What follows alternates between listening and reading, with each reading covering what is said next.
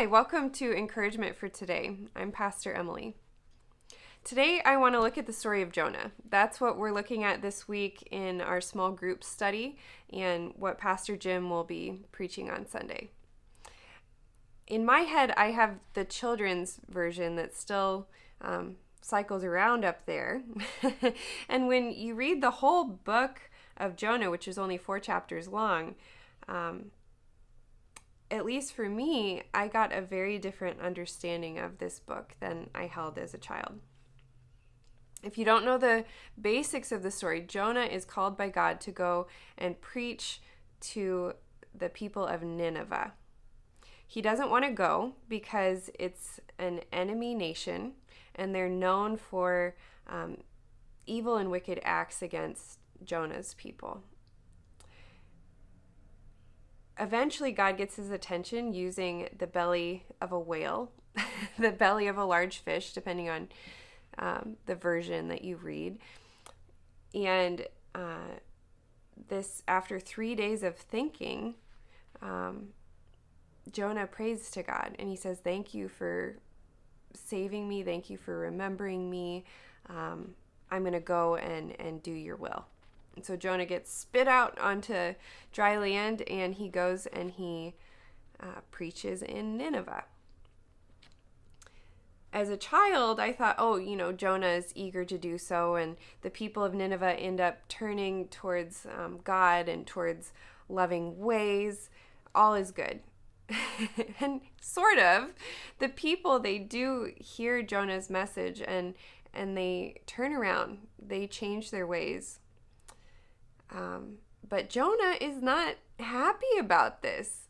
God relents and he doesn't punish the people of Nineveh. And listen to Jonah's reaction. In Jonah 4, it starts out like this.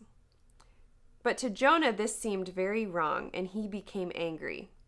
And he's angry at God for not punishing these people that were Jonah's enemy.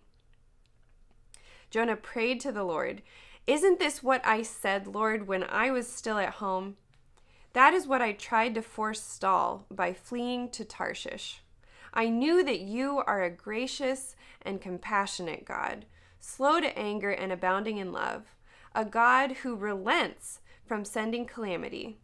Now, Lord, take away my life, for it is better for me to die than to live." So Jonah, he's having a tantrum because God is gracious and compassionate.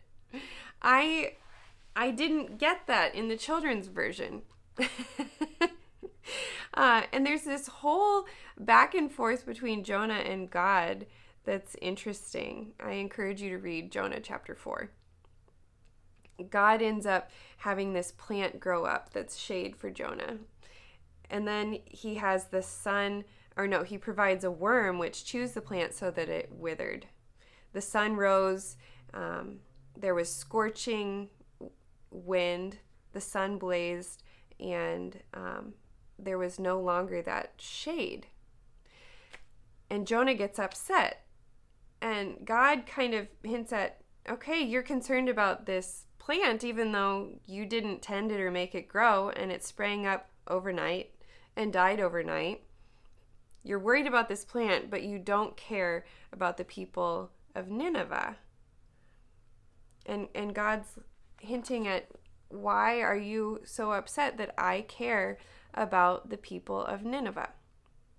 And that's where the whole book ends. So it leaves us on a cliffhanger that makes us look at our own reaction when God shows grace and forgiveness and care for our enemies. Imagine people or groups of people that you have a grudge against. People maybe that have hurt you. People who have not understood you.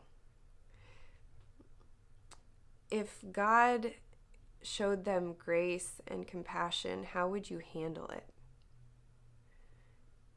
That is the question that this book leaves us with. And I think it's a good question for us to ask. It's a hard one.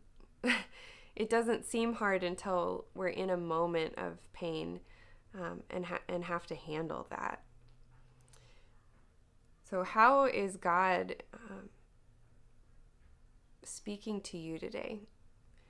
How might God work in your perspective and in your heart, in your soul, as you consider the lives of people that aren't easy to have grace for? We'll talk to you again soon.